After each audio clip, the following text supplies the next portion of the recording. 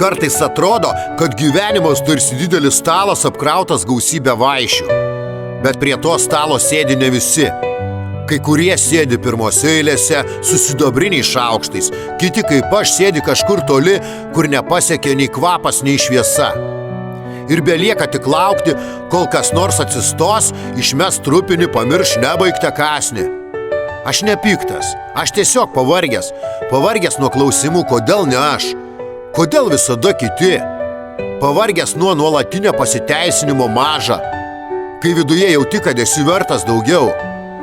Kartais pagalvoju, gal čia pamoka, gal išmokstam vertinti tik tada, kai neturim.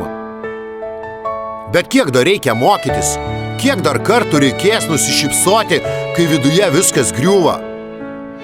Žmonės sako, laimė yra mažose dalykuose.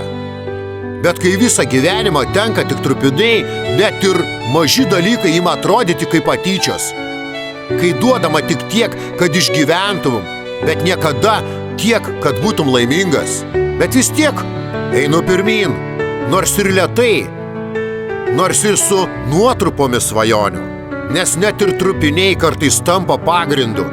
Ir gal vieną dieną tas stalas pagaliau bus mano.